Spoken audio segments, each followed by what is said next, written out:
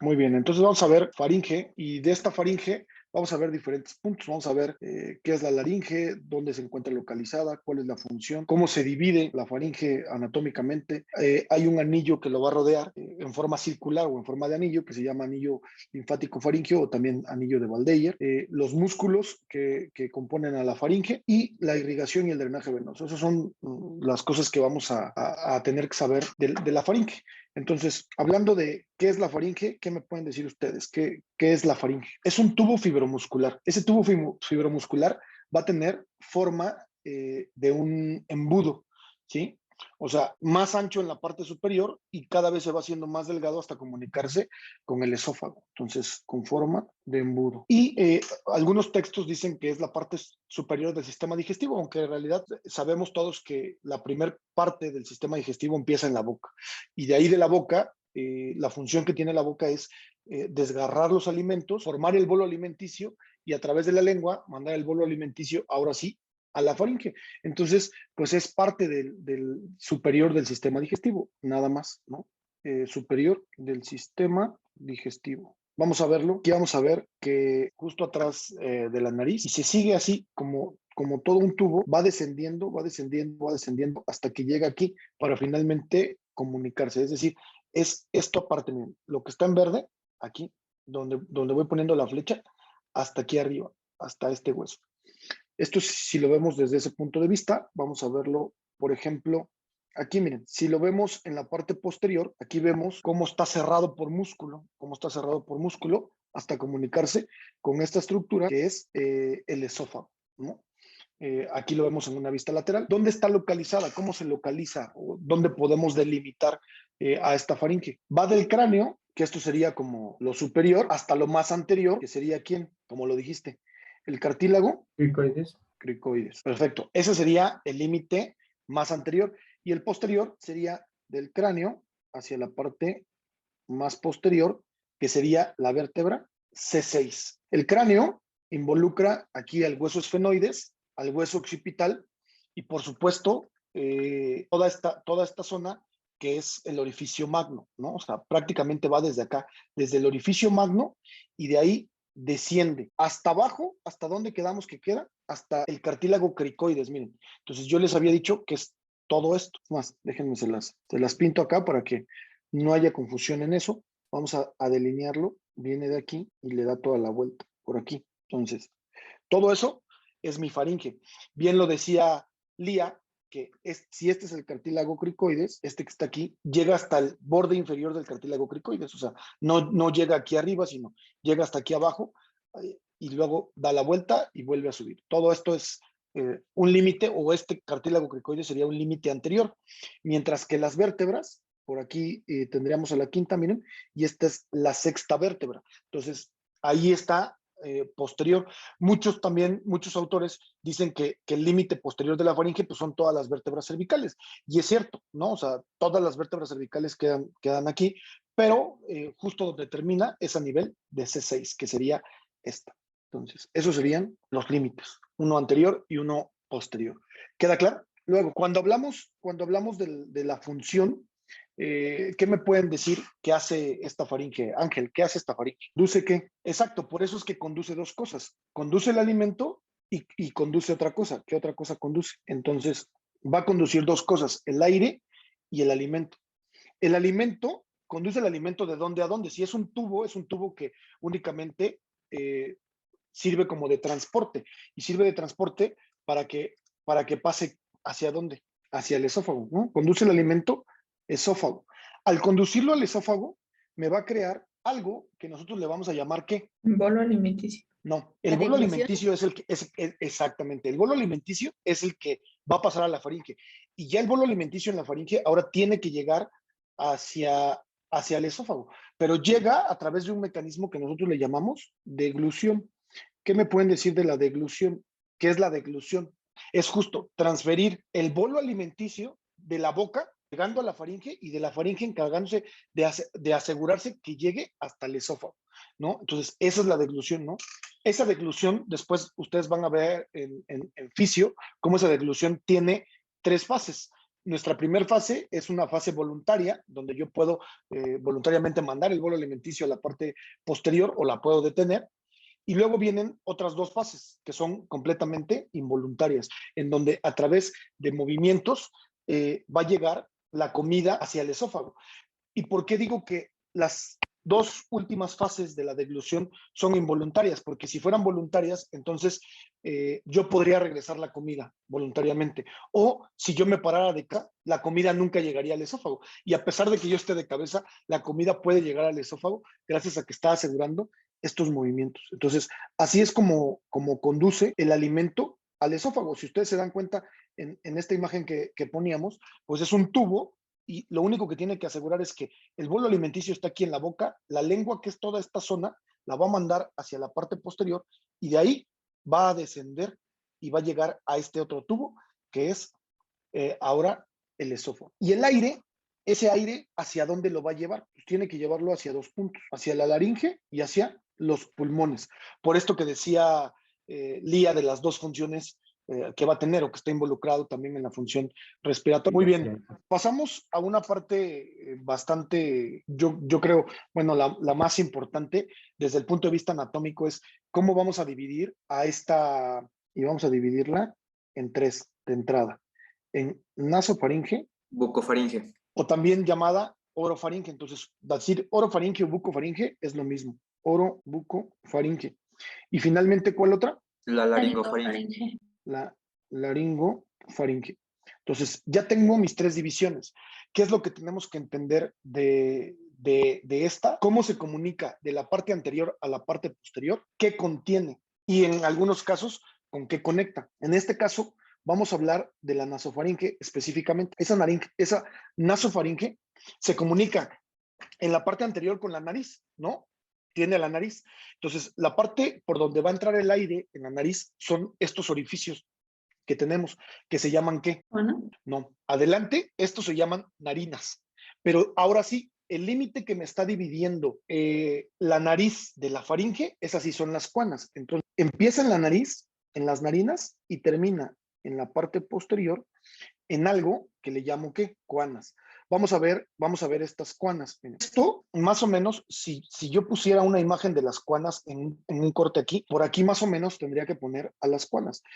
Por ejemplo, aquí solamente vería una, ¿no? Déjenme lo cambiamos para que todos lo identifiquen, pero más o menos sería así, si lo vemos en esta vista. Si me cambio de vista y me voy aquí está la nariz. Y yo les decía, estas son las entradas, las narinas, una del lado derecho y otra del lado izquierdo. Entonces, si yo me introduzco por aquí, voy a salir a este espacio, a estas dos estructuras que ustedes están viendo aquí. Estas serían las cuanas.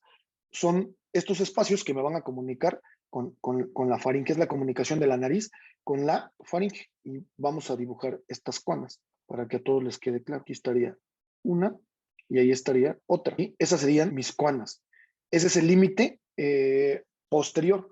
Ahora, ¿qué contiene? Que esto es una parte importante.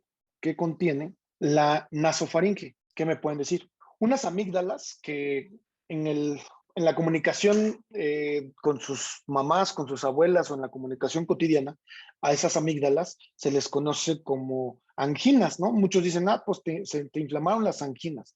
Bueno, tenemos una serie de amígdalas que también se llaman tonsilas. Amígdalas o tonsilas es correcto, cualquiera de los dos nombres, y estas forman un anillo. Estos son parte del sistema de defensa que tenemos, ¿sí? Es parte de un sistema de defensa. Entonces, uno son las amígdalas o tonsilas faringias. ¿Por qué? Pues porque están en la faringe, por eso se llaman así, faringias. ¿Sí? Esto es algo que va a tener y que es bien importante. Déjenme ver si por aquí se alcanzan a ver. No, en esta imagen no se alcanzan a ver. Las que se alcanzan a ver son las otras, pero ahorita las vemos. Ahora, ¿qué otra cosa tiene y es muy importante? Una duda, ¿estas forman el anillo linfático faríngeo o tonsilar? Así es. Son parte del anillo linfático, que lo vamos a ver más adelante, pero ya aquí estamos viendo una parte de ese anillo. Sí, sí forman parte. Y una parte importante, eso es lo que contiene. Y la otra parte importante es con quién conecta. Porque esto tiene una implicación clínica fundamental. ¿Con quién va a conectar la nasofaringe? ¿Con el oído? ¿Con qué parte del oído? El oído se divide en externo, medio oído e interno. interno. ¿Qué dicen los No, demás? el oído medio, Es el el oído medio. medio. Exacto, con el oído medio. A través de una tuba o de un tubo que va a subir desde la faringe hacia el oído medio. ¿Cómo se llama este tubo? Faringotimpánico. Exacto. Lo van a encontrar como tuba auditiva, o también tuba faringotimpánica, que es correcto, ¿sí? Esto me va a ayudar a regular las presiones, pero tiene una implicación clínica importante. Ahorita voy contigo, Iñaki. Miren, si yo lo veo, me regreso a esta vista que yo voy a tener aquí. Por aquí, ustedes, justo en este punto, donde puse aquí las cuanas las debí poner un poquito más hacia acá adelante, solo porque ya no lo puedo borrar aquí, pero miren, este es un orificio. Este orificio es una tuba. Este orificio aquí va a tener un tubo que va a ir y va a conectar hacia arriba el oído con el oído medio. ¿Y por qué es importante? Es más, déjenme borrar todo porque me acabo de dar cuenta, que, miren, ¿ven este orificio que se ve aquí? Este orificio que ustedes están viendo, este es el orificio de la tuba auditiva que me va a conectar. O sea, si yo pusiera la tuba iría hacia el oído medio y ahí lo estaría conectando. Ahora, esta es la explicación de por qué una infección que yo tengo aquí en la faringe, en la orofaringe, puede ascender, puede llegar a la nasofaringe, llegar a la tuba auditiva y volverse una complicación. Y entonces resulta que yo tuve una infección hace 3 o 4 días, me la diagnosticaron, me dieron tratamiento y a pesar del tratamiento se complicó y ahora me está doliendo el oído, ¿no? Esta es una vía de comunicación tanto de la oro o de la naso, ¿no? Directamente hacia el oído. Y entonces ahora tengo una otitis media gracias a esta comunicación que existe. Sí, Iñaki. Doctor, dada esa relación, hablando de contenido, ¿no podríamos decir también que las tónsilas tubáricas pertenecen al contenido de la nasofaringe? Sí, claro. O sea, al final puede entrar aquí, así como tú lo dices. O sea, no hay ningún problema en esto, o sea, que hagamos esta distinción. Solo que importante decir que esto que contiene, que es la tuba auditiva o faringotimpánica, nos va a conectar con el oído medio, ¿no? Entonces, es correcto también esa apreciación. Sí, Hanna. Sí, también en clínica se le llaman adenoides, o sea, las que están específicamente en la nasofaringe. Y cuando se inflaman, se les dice adenoiditis, y justo se puede complicar porque si se inflama puede llegar a tapar las tubas auditivas y complicarse con una otitis media. Esas son las complicaciones más frecuentes que pasan a nivel de la nasofaringe. Correcto, Hanna. Bien. Y en anatomía, ojo, y es que de repente esa es la parte complicada de no haber dado el salto a la nomenclatura anatómica internacional, ¿no? Porque adenoides pues no es el nombre correcto anatómico, ¿no? De hecho, el nombre correcto anatómico es tonsilas, ¿no? Las tonsilas faringeas, palatinas, eso sería el nombre correcto, aunque es aceptado también el de amígdalas. Por eso si usan amígdalas o tonsilas, cualquiera de los dos es correcto. Y eso es todo respecto a la nasofaringe, es decir, qué contiene y con quién comunica en la parte posterior y con quién conecta. Luego, si queda claro esto, vamos a pasar a la orofaringe o también llamada bucofaringe. Esta hace algo similar. Va a conectar en la parte posterior con quién. O sea, adelante ya vimos que la entrada es la boca, pero adelante con quién conecta. El paladar blando. No, con una estructura que le vamos a llamar el ¿qué? Sofá. Istmo de las fauces. ¿Ese no sería anterior, doctor? No, eso sería lo posterior. O sea, tomando en cuenta, ojo, tomando en cuenta que lo anterior es esto, que lo anterior es la orofaringe o la bucofaringe. O sea, tomando en cuenta que lo anterior es la boca. Ya cuando se está comunicando ahora sí con la faringe, se comunica a través del istmo de las fauces. Ahorita lo vamos a ver. Ok. Entonces se comunica. Sí, por ahí creo que no los alcancé a escuchar. Sí, Ah, no, doctor, lo dije todo bien. entonces. Entonces, vamos a ver dónde está este istmo. Quizá esta no es la mejor para verla, pero aquí sí podemos ver a este istmo de las fauces. Ahí está. Miren, ustedes ven aquí la úvula que está en la parte central, ¿sí? Aquí ven la úvula. Todo esto, toda esta zona de aquí arriba, esa es la nasofaringe. Aquí viene mi orofaringe.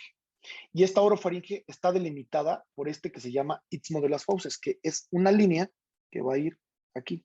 Vamos a ponerla en otro color para que todo el mundo la entienda. Esta línea que va a ir así, ese es el istmo de las fauces, ¿sí? Ahí estamos viendo a nuestro istmo, cómo entra hacia ahí y se está comunicando ahora ya a la faringe, ¿no? A la faringe como tal, de la cavidad bucal hacia la faringe. Y muy importante lo que vamos a encontrar aquí, o sea, muy importante el contenido. ¿Qué contiene la orofaringe o la nasofaringe? Las tonsilas palatinas. ¿Y cuáles más? Las linguales. Las amígdalas palatinas y las amígdalas, las amígdalas, sí, palatinas. ¿Y cuáles otras nos dijiste? Linguales. Las linguales, ¿no? Las amígdalas palatinas y, espérenme, y las amígdalas linguales. Esas son el contenido que va a tener. Las palatinas son las que más manifestaciones clínicas me van a dar. Todo el tiempo me van a estar dando manifestaciones clínicas. Estas son las que generalmente, digo, aunque cualquiera de estas las podrían llamar así, estas son las que las mamás o en el lenguaje cotidiano decimos que son las anginas, ¿no? Que nosotros cuando abrimos la boca y vemos hacia la parte posterior de la boca, podemos ver estas, miren. Esto que ustedes ven ahí sobresale. Y estas son las amígdalas o las tonsilas palatinas. Las palatinas son las que nosotros vemos. Esas, fíjense, aquí las estoy viendo en una vista anterior. Déjenme ponerles una imagen de cómo cuando abrimos la boca lo van a ver. Yo abriera la boca, ahí está, mira, aquí está abriendo la boca. Ahí se ve muy bien abriendo la boca. Esto que ustedes están viendo aquí son las fosas donde estas tonsilas se van a alojar. En condiciones normales no se ven. En condiciones normales esto no se ve. En condiciones patológicas, vean cómo las tonsilas empiezan ya a crecer y aumentar de tamaño. Esto puede ser por una infección viral, por una infección bacteriana o una infección causada por hongos, que son las tres principales causas de esto.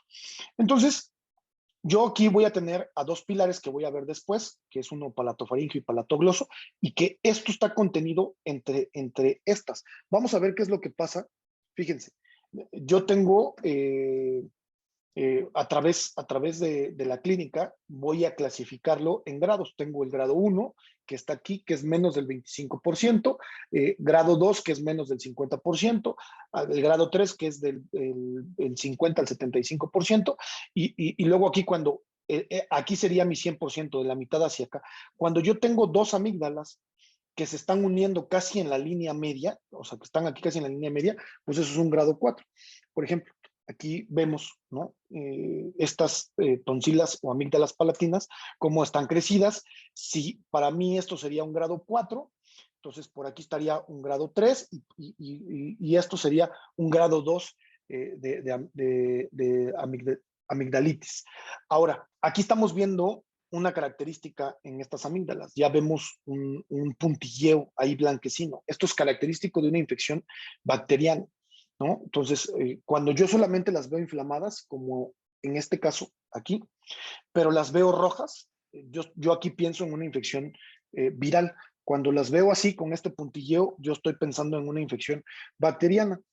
Y vean, aquí ya está casi en un grado 4, vean cómo se está juntando una con otra. ¿Cuál creen que sea la principal manifestación clínica de esto? Obstrucción El dolor. de la vía aérea. No se obstruye porque puedo respirar por la nariz, ¿no? Generalmente a lo mejor la boca no la utilizo, pero lo que sí me da mucho al tener esto es que cada vez que yo trague me va a doler, ¿no? Entonces tengo mucho dolor al tragar, mucho dolor al tragar. Es una de las manifestaciones. Además yo me las puedo sentir, ¿no? O sea, yo me palpo por acá y se sienten cómo están inflamadas. Y cuando abro la boca, pues indudablemente. Y esta es la otra infección característica. Esta es una infección causada por hongos que se ve así como una capa blanquecina, no solo en la orofaringe, sino también en la lengua. Y esta capa, o sea, cae así literalmente, o sea, escupo pedazos de esto. Y esta es una infección con hongos. La infección con hongos Los hongos son bichos oportunistas, entonces no las veo comúnmente, sino en niños puede ser algo frecuente, pero es mucho más frecuente verla en gente que tiene su sistema inmune deprimido, por ejemplo, gente con VIH o gente que esté pasando por quimioterapia o algo que le esté bajando las defensas, un tratamiento médico que le esté bajando las defensas. Entonces, estos bichos son bastante oportunistas. Y tengo uno más que además es bastante peligroso. Este es un estreptococo beta hemolítico. Este estreptococo beta hemolítico me da una característica importante. Una, vean, las amígdalas palatinas o tonsilas palatinas están inflamadas y rojas, ¿no? Pero el paladar, yo veo un puntilleo en el paladar. Este puntilleo es característico de este estreptococo beta hemolítico. Y la lengua, la veo así con un puntilleo y parece una fresa. Esta lengua se llama lengua aframbuesada. Esto no se les debe pasar porque cuando un paciente tiene este tipo de infecciones, hay que combatirla. Si yo no combato esta infección, condeno a mi paciente porque en 30 o 40 años me va a llegar con una enfermedad reumática, ¿no? Porque el bicho ya se fue y se alojó en una válvula y ahora tiene una valvulopatía en el corazón. Entonces, esto, por supuesto que hay que erradicarlo completamente. Este mismo bicho es el que causa escarlatina y fiebre reumática. Entonces, estamos hablando del mismo bicho. Y aquí radica la importancia del por qué el médico tiene que observar a su paciente y explorar a su paciente. O sea, yo creo que a muchos de ustedes les ha tocado aquel médico que ustedes llegan y están del otro lado del escritorio y le dicen, no, pues es que me duele la garganta, ok, así. Y inmediatamente les empieza a hacer la receta y se las da. Y en ningún momento les abrió la boca siquiera para explorar, ¿no? Y si tú no abres la boca y le ves a tu paciente que tiene estos datos característicos de este estreptococo beta hemolítico, pues seguramente lo vas a condenar en un futuro, ¿no? Así es como se ve, miren, esta es la lengua frambuesada. Así es como vemos una lengua frambuesada por un estreptococo beta hemolítico. Creo que esto es lo clínico, o sea, la parte clínica más importante. Sí, Elizabeth. Y por ejemplo, no puede tener como normalmente este crecimiento, o sea, que la persona ya haya nacido así como tipo con las amígdalas más grandes de lo normal. No, no, eso no pasa. Las amígdalas, fíjense, las amígdalas crecen por una respuesta, o sea, son parte de nuestro sistema, por eso se llama anillo linfático faríngeo, ¿no? Porque son parte del sistema linfático. Como un mecanismo de defensa, cada vez que hay algo extraño, virus, bacteria, nuestras amígdalas van a aumentar de tamaño. Aumentan de tamaño y aumentan su temperatura. Por eso es que empezamos a sudar o empezamos con el aumento de temperatura, porque es un mecanismo de defensa que van a tener contra esos bichos que no resisten las temperaturas. En algunos casos, las amígdalas ya no regresan a su tamaño, ¿no? Normal.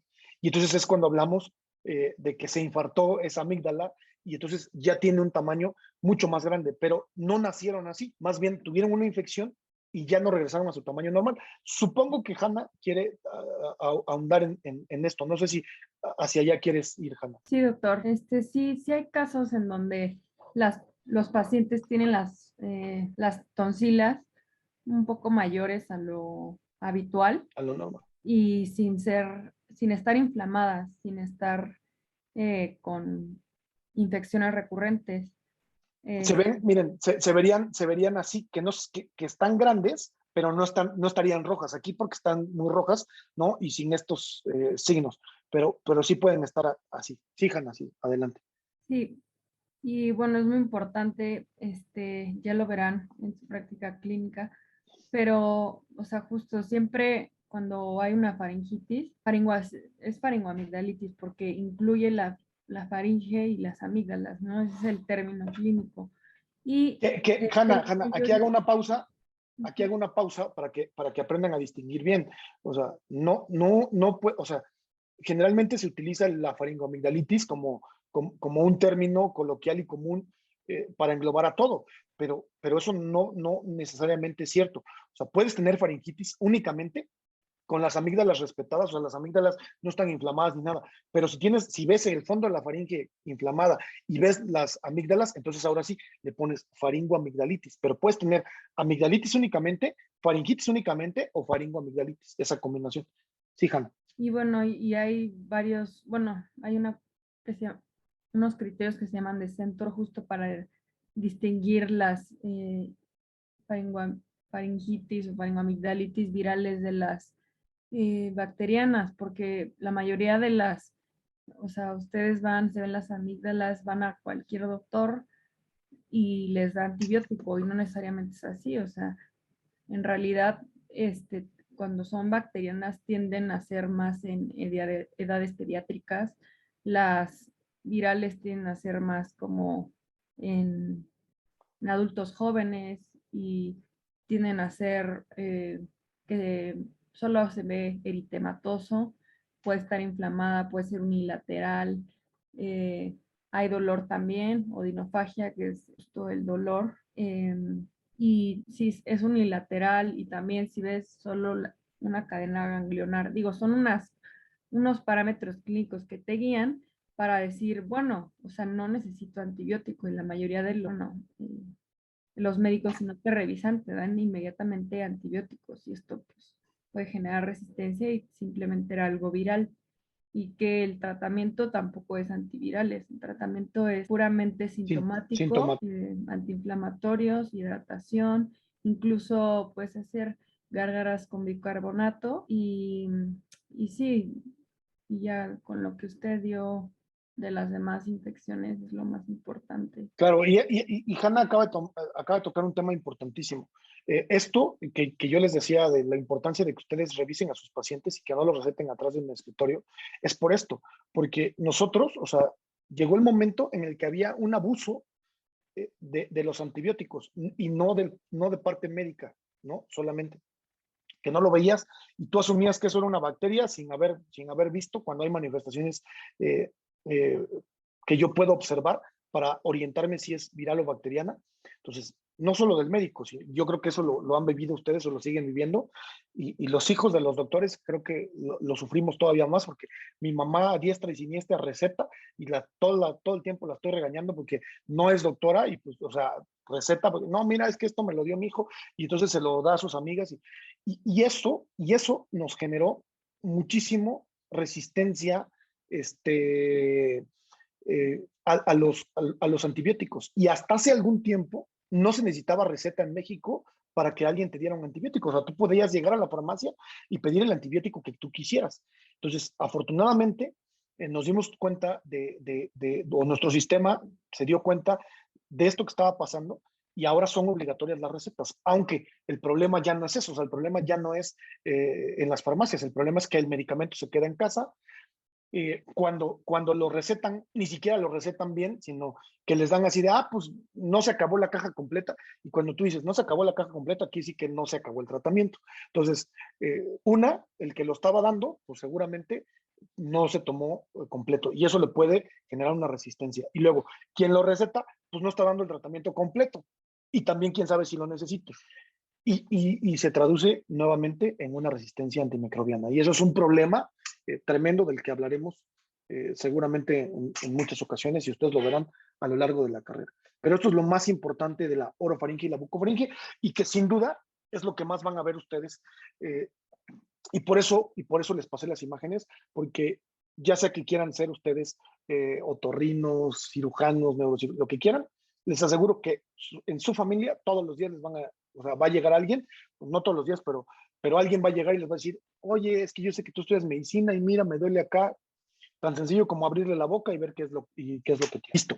¿Algo más, Daniel, que quieran aquí? No, doctor, creo que ya dijeron ¿No? lo más importante. Perfecto. Por ahí había yo visto varias manos levantadas. No sé si las bajaron porque ya contestamos lo que iban a preguntar. Y si no, adelante. Sí, doctor, es que era lo mismo que yo tenía las tonsilas grandes, pero como ya dijo que pudo haber sido por una infección y que estas se quedaron inflamadas.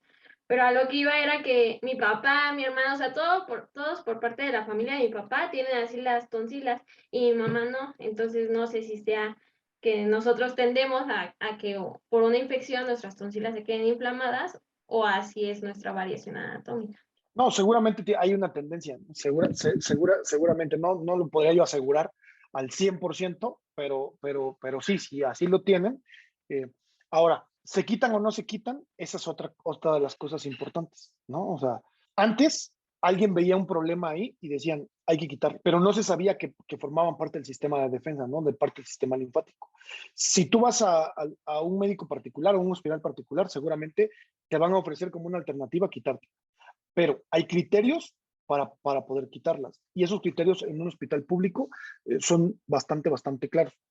Esos criterios. Permítame, deme 2 segundos. Listo. Entonces, ahora tienes que tener infecciones recurrentes, es decir, en un periodo de 6 meses y en un periodo de 1 año te evalúan. No estoy seguro cuántos son ahorita, ¿no? Hanna y Daniel deben tener más fresco. Si son 3 en 6 meses o 4 en 1 año, no me acuerdo muy bien cómo es, pero son criterios específicos. Si cumples esos criterios, entonces sí te pueden quitar esas amígdalas o tonsilas palatinas, porque a pesar de que estén crecidas, si no te dan ningún problema, o sea, si no tienes dolor al tragar, hay que dejarlas. Sí, Hanna, sí. La temporalidad creo que sí es así. Bueno, si no, Dani, recuérdame. Pero también hay muchos criterios. O sea, estas tonsilas pueden crecer tanto que te pueden generar síndrome de apnea obstructiva del sueño. Entonces también son otras indicaciones para inmediatamente removerlas, ¿no? No solo la recurrencia de las infecciones, sino otras complicaciones asociadas. Que Así es es. el Quizá, síndrome de apnea obstructiva del sueño es cuando pues estás en periodos de apnea en el sueño, o sea, se describen como de 10 segundos sin poder respirar y Sí, de hecho, los sí, criterios, si no mal recuerdo, doctor, son 5 episodios de infecciones por año o 3 episodios de infección por año por 2 años. sí, algo así. Y ojo, no les queremos dar clase de eso, sino más bien lo que les queremos decir es, antes se quitaban a diestra y siniestra, hoy hay criterios, ¿no? Muchos criterios. Entonces, eso es algo importante que ustedes deben conocer. Por ahí habían hecho una pregunta y esta va para Daniel. A ver, dice, ¿por qué cuando a los niños les extirpan las amígdalas, las voz les cambia? ¿Qué les puedes decir ahí? ¿Tiene que ver, no tiene que ver? Pues la verdad no estoy seguro, doc, porque como tal el mecanismo de la voz no se ve alterado por quitar las amígdalas, entonces no estoy seguro si les cambia la voz por eso. Exacto. No, pues no les cambia la voz, ¿no? O sea, no tiene absolutamente nada que ver. Seguramente, la inflamación. exacto, por la inflamación al principio y así, pero luego tiene que regresar a la normalidad. O la otra cosa que pudo haber pasado es que estaba entre la adolescencia y la pubertad, y entonces estaban en los cambios normales de la voz, y por eso pensaron o se lo asociaron a las amígdalas, cuando en realidad pues es un cambio por la pubertad. Pero no tiene relación alguna. Y bueno, si queda claro entonces esto de la orofaringe y la bucofaringe, vámonos a la laringofaringe. Esta vamos a tener como un límite bien característico. Está relacionada o tiene sus límites, más bien, vamos a ponerle límites. Arriba y abajo para que yo pueda distinguir dónde está esa parte de la laringofaringe. En la parte superior está relacionado con un cartílago. ¿Cómo se llama ese cartílago? Epiglótico. Cartílago epiglótico. Y en la parte inferior está relacionado con otro, que es el cartílago que es justo el límite a donde termina. Exacto, con el cartílago cricoides. Y vamos También a verlo vi que aquí. mencionaban que podía también un límite ser C6. Ah, claro, pero eso es como muy general, porque C6 es donde termina, ¿no? O sea, eso más bien, C6 ya lo vimos al principio, que es como el límite inferior de toda la faringe. Y efectivamente estamos hablando de la parte, o sea, de donde está terminando la faringe. Por eso se relacionan estos. Miren, aquí estaría C6, que es lo que tú mencionas. Miren, este pedazo que ustedes ven, que se está marcando en verde, ese es el pedazo de la laringofaringe. Y vean cómo arriba está relacionado este cartílago que estoy señalando ahí. Ese es el cartílago epiglótico. Entonces, se relaciona arriba o inicia arriba aquí con el cartílago epiglótico y abajo termina con el cartílago cricoides. Entonces, si yo delimito, pues entonces sí, trazo esta línea, inicia acá, termina aquí a nivel de este cartílago cricoides. Y aquí ya no vamos a tener ninguna amígdala, ninguna tonsila. Eso es una característica. Aquí ya no hay, ¿no? O sea, aquí simplemente es un tubo que nos va a transportar el aire. Y aquí a través de la epiglotis, y eso ya creo que ya lo vieron con Daniel, ¿no? Es que lo tapa o lo destapa para que se vaya al esófago o se vaya a la tráquea. Y entonces aquí hay una comunicación, o sea, esto es algo importante porque si hay una mala comunicación aquí, o bueno, sobre todo nosotros cuando metemos un laringoscopio o se va a intubar al paciente y yo no me voy al sitio correcto y me voy a la faringe, entonces puedo ocasionar que este paciente broncoaspire y que entonces todo esto se regrese y se vaya hacia acá, ¿no? Y entonces empiece, o sea, el contenido que debe estar en el esófago se vaya a los pulmones. Entonces, eso se vuelve un problema tremendo, ¿no? Esto quizás el problema clínico más importante que nos vamos a enfrentar y por eso es que la anatomía de acá, que ya se las puso Daniel en una imagen real, la tenemos que tener bien clara para ver a dónde va a entrar nuestro laringoscopio, a dónde va a entrar nuestro tubo endotraqueal, ¿no? Para que se vaya a la tráquea y no se vaya al esófago. Eso es importantísimo. Y eso es la parte más importante de las divisiones. ¿Quedan claras las divisiones entonces para todos? Sí, doctor. Sí, doctor. Perfecto, déjenme bajar todos estos para explicarles el siguiente tema, que es el anillo de Waldeyer o anillo linfático faríngeo. Este es el epónimo, Waldeyer, así lo van a encontrar, y se llama así como anillo, porque justo nos está dando pues las diferentes, o más bien nos crea un anillo circular. En esta imagen quizá no sea tan representativo, pero les voy a poner, déjenme tomarle una foto a esto y se los pongo aquí. Espérenme, déjenme, se los voy a poner aquí. Esta la vamos a copiar y vamos a ponerla. Espérenme, ahorita me van a entender qué es lo que estoy tratando de hacer. Espérenme tantito, ¿eh? Listo, ahora sí ya. ¿Ya lo ven? Les pongo esta misma imagen para que nosotros lo podamos ver en los cortes que nosotros estamos haciendo aquí. En este mismo corte les voy a poner la amígdala faríngea. Fíjense, ¿dónde está aquí o dónde puedo ver yo a esta amígdala faríngea? Pues aquí, miren, esto es la amígdala faríngea. Esto que pongo en morado, esa es la amígdala faríngea. Si yo la pongo en forma de anillo, ahora esta amígdala faríngea la voy a poner aquí. Esto sería la amígdala faríngea. Luego, ¿por quién más está conformado este anillo de Waldeyer o anillo faríngeo? Por las amígdalas, ¿qué? Tubáricas. Aquí donde, esta es la zona donde está, quedamos que aquí es donde está la tuba faringotimpánica. Entonces, aquí hay otra, aquí alrededor, este sería el otro, y son las amígdalas tubáricas. Entonces, aquí hay una y aquí hay otras, entonces le pongo nombre, amígdalas tubáricas, ¿no? Ahí están las amígdalas tubáricas. Me voy más hacia abajo, ¿sí? Me voy más hacia abajo y llego a la amígdala palatina, que creo que esta, pues no hubo pierde porque aquí se ve muy bien, es esta, ¿no? Esta es la amígdala, ¿qué? Palatina, y tengo dos. Aquí tengo una y aquí tengo otra, y esta sería la amígdala palatina. Y finalmente tengo a la amígdala lingual. Esta amígdala lingual, aquí es donde va a estar, este es el sitio donde está la amígdala lingual.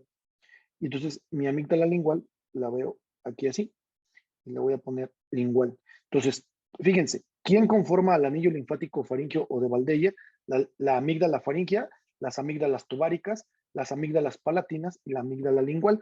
Esto lo que va a hacer es que van a estar así como unidos en este anillo linfático, que finalmente es mi anillo de protección, ¿no? O sea, este es parte del sistema linfático y ya les dije lo que hacía, ¿no? Lo que hace es inflamarse ante un cuerpo extraño como un virus, una bacteria, un hongo, se van a inflamar, van a aumentar su temperatura como un mecanismo de defensa para tratar de cualquier infección que vaya hacia acá, la eliminen antes de que llegue. Y creo que a muchos de nosotros nos ha pasado que de repente estoy en la mañana, se levantan y se empiezan a sentir como que les raspa la garganta, como que se sienten mal, están aquí durante la clase y como que andan medio perdidos, empiezan a sudar, o sea, empiezan a tener mucha sudoración y de repente a las 12 o al mediodía ya están como si nada, ya pasó. ¿Qué quiere decir? Que su cuerpo estaba combatiendo este bicho que se trataba de instaurar, su cuerpo tuvo excelentes mecanismos de defensa y se fue, ¿no? Ante esto, ya después ustedes lo verán, pero hay una parte ética de la medicina en donde ustedes si entienden cómo funciona la medicina, pues habría mecanismos que no deberían de dar, ¿no? Por ejemplo, en una infección, o sea, yo veo que está iniciando una infección en un paciente que me trae y le daré antiinflamatorios y le daré antipiréticos, si yo sé que son parte de sus mecanismos de defensa, pues de entrada, o sea, yo se los digo, de entrada yo no doy. Solo le doy a los niños menores de 2 años, porque ellos sí tienen riesgo con la fiebre, tienen riesgo de convulsionar, no puedo dejar que lleguen a fiebres altas, pero de entrada son mecanismos que yo les digo, bueno, dejemos que tu cuerpo reaccione. Si vemos que tu cuerpo no reacciona, entonces sí te damos estas medicinas. ¿Cuál es el riesgo que tienes? Que el paciente pues va contigo porque quiere que le des algo. Cuando tú le dices, no, espérate que tu cuerpo lo haga, pues tal vez no regresen contigo, ¿no? O sea, eso es un riesgo que tienes que correr. Y por eso es que hay mucha gente que con tal de que el paciente le vuelva a llegar, pues desde de entrada, sabiendo que no tiene una infección, les dan antibiótico. ¿Por qué? El paciente se siente más seguro si se va con una inyección a su casa, a que nada más le hayan dicho, no, esperemos a que tu cuerpo te trate de defender y que tus mecanismos de defensa sean cada vez mejores. Sí, Paulina. Perdón, doctor, ¿cree que me pueda, por favor, señalar de nuevo la amígdala faríngea? Es que no lo distingo. Claro. Te lo pongo aquí y ahorita te lo señalo ya. Esta es la amígdala faríngea, aquí. ¿Sí? Esta es la nasofaringe, ¿no? Aquí está la amígdala faríngea.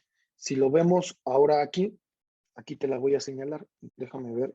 Aquí en el fondo, bueno, no sé si lo alcancen a ver, pero ahí en el fondo hay como un repliegue, ¿sí? Este sería la amígdala faríngea. Por eso la puse ahí en el fondo. Gracias, doctor. Ya. No, ¿de qué? Y mira, y aquí está, la puse en morado. Entonces, gracias. No, ¿de qué?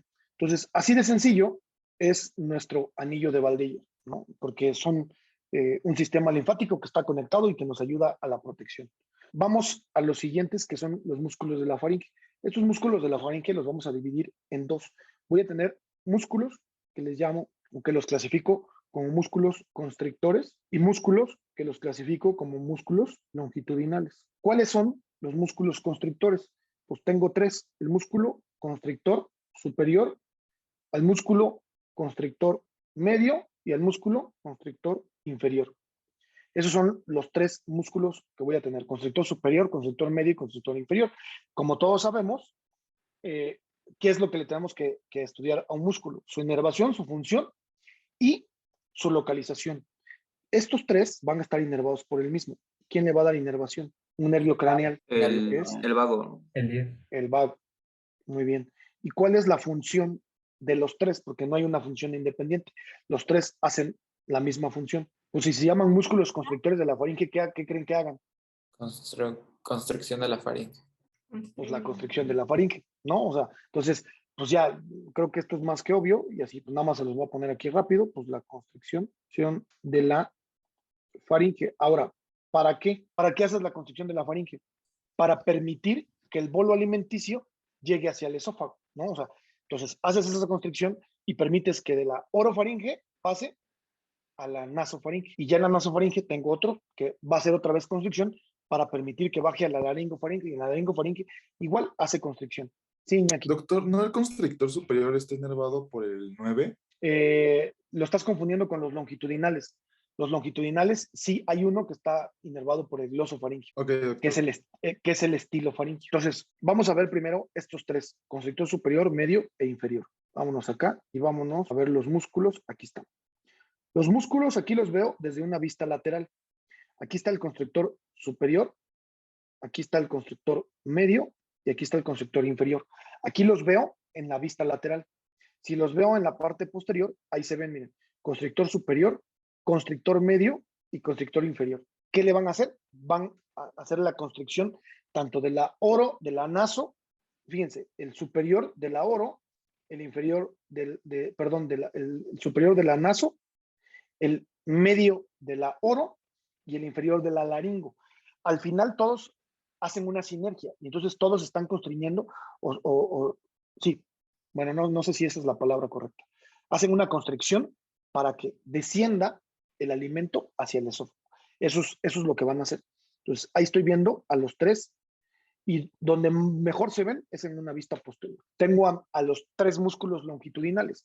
¿Cuáles son esos 3 músculos longitudinales? El palatofaringio, faringio, el salpinofaringio y el estilofaringio. Ok, estilofaringio. Lo pongo aquí al principio y luego los otros 2 que dijiste, el salpingofaringio. ¿Y quién otro? El palatofaringio, faringio, perdón. Y el palatofaringio, ¿no? Entonces, ahí tengo a mis 3 músculos, estilofaringio, salpingofaringio y palatofaringio. Ahora sí, estos 2 siguen la misma inervación que los constrictores por el nervio craneal 10, que es el vago. Pero el estilofaringio no. El estilofaringio es el único que está inervado por el glosofaringio. Este es el que está inervado por el glosofaringio. ¿Cuál es la función de esta? ¿O cuál es la función en general de todos estos? Elevación de la faringe. La elevación de la faringe. Gracias a la elevación de la faringe, se expande el esófago, permitiendo que pase de mejor manera el bolo, ¿no? Pero la función específica es la elevación de la faringe. Vamos a ver estos. Estos los vemos más en la parte anterior que como los otros. Son músculos pequeñitos. Miren, vamos a ver el estilofaringio. Ahí se ve, miren, el estilofaringio. Vamos a ver este otro, que es el palatofaringio. Entonces tengo al estilofaringio, al palatofaringio, y me falta ¿quién? El salpingo, ¿no? Déjenme ponerles el salpingo. Déjenme ver dónde está aquí el salpingo, que no lo veo yo. Debe estar más arriba. Vamos a buscarlo aquí directo. Déjenme ver si está. Músculo, aquí sí está. ¿A dónde que no lo veo? Este lo sigue marcando, pero no. ¿Ustedes lo ven? No, Como que me lo pone aquí como solo, miren, es que está muy posterior. O sea, pero son músculos pequeñitos. ¿Sí? Ahí está, ahí me lo pone, me lo pone muy pequeño. El salpingo. Yo vi una imagen donde yo lo había visto. No sé por qué aquí no se ve. Pero bueno, no se alcanza a distinguir muy bien. Sin duda alguna, los músculos por excelencia de la faringe, los que más nos ayudan son los músculos constrictores, que son estos 3, ¿no? El constrictor superior, el medio y el inferior. Y esos serían los músculos de la faringe, los más importantes que vamos a tener. ¿Alguna duda de estos músculos de la faringe? No, doctor. Perfecto. Entonces vamos a la irrigación. ¿Por quién está irrigado la faringe? Y aquí tenemos a varias. Tengo a la arteria faringea, exacto, palatina ascendente. ¿Qué otra arteria? La palatina, pero ahora descendente. Una arteria que se llama arteria tonsilar. Unas ramas que les llamo así, tal cual, ramas faríngeas y las arterias laringea superior e inferior. Y arteria laringea superior e inferior. Estos son todo el drenaje. Ahorita lo vemos. Ahora, lo más importante de esto es ¿de dónde viene? ¿De dónde viene la faringe ascendente? Esto es un tema que ya vimos. Es una Rama rama colateral de la carótida externa. Exactamente. Entonces, esta viene de la carótida externa. La palatina ascendente y la descendente, las dos vienen de la arteria facial, que también es una rama colateral de la carótida externa. Estamos correctos ahí. Luego, la arteria tonsilar, que también viene de la arteria facial. Entonces, estas dos aquí, esta de aquí, esta aquí. Las ramas faríngeas estas ramas faríngeas vienen de la arteria maxilar, que es una rama terminal de la carótida externa. Entonces, estos vienen de la maxilar. Y la arteria laringea superior e inferior, ¿de dónde creen que vienen? Venían de las arterias tiroideas, ¿no? Exacto, de las tiroideas. Vamos a ver si alcanzamos a ver todas aquí. Algunas, ¿no? De las principales que vamos a tener, fíjense. Por ejemplo, aquí vemos a la facial con las ramas que ya vimos, ¿no? Vemos a la maxilar, que se mete por acá. Ahí están, arteria carótida externa, la temporal superficial y la maxilar, que no la estamos viendo, pero aquí tendría que irse la arteria maxilar con las ramas faríngeas. La tiroidea superior nos va a dar estas ramitas que vamos a ver aquí. Aquí está la tiroidea superior, que nos va a dar ramitas hacia arriba, que son las laringeas superiores e inferiores, ¿sí? Que vienen hacia acá. Y de hecho, vean cómo esta que es la laringe superior, tiene una característica. Va a penetrar a este cartílago, que es la membrana, perdón, este cartílago, a esta membrana, que es la membrana tiroidea, ¿no? Aquí lo penetra no solo la arteria, sino también la vena, pero pues viene de ahí, las laringias. ¿Y cuáles otras? Las tonsilares, y esas ya no se alcanzan a ver o a distinguir muy bien, por eso les puse mejor el esquema, para que todos pudieran entenderlo de esta manera mucho mejor. Y digo, de las que más pudieran preguntarles son de estas, de las laringias, por el recorrido que hace, y listo, creo que esa es como la más visible, ¿Dudas o preguntas? No, doctor, todo bien. Y el drenaje venoso es muy sencillo porque es a dónde drena toda la sangre de la faringe, ¿no? Y esto va a 3 sitios. Va al plexo, ¿cómo se llama este plexo? Pterigoideo. Al plexo pterigoideo, a la yugular interna y a la vena facial. O sea, el drenaje venoso de toda la faringe tiene que llegar a estos 3 sitios. Y aquí vemos, miren, todo esto, todo este enramado que ven, es el plexo pterigoideo. Miren, ahí está. Plexo pterigoideo. Ahí se ve. Todo ese plexo pterigoideo. Finalmente, ahí va a recogerlo. Todo tiene que llegar a la, ¿cómo se llama? A la yugular y a la facial. Miren, aquí vemos la facial y aquí vemos la yugular interna. Entonces son a los 3 sitios a donde todo tiene que llegar. Finalmente, todo va a llegar a la yugular interna, pero llega a través de la facial y llega a través del plexo pterigoideo. Así es como llega todo el drenaje de la faringe. Y entonces esto sería todo el tema de faringe.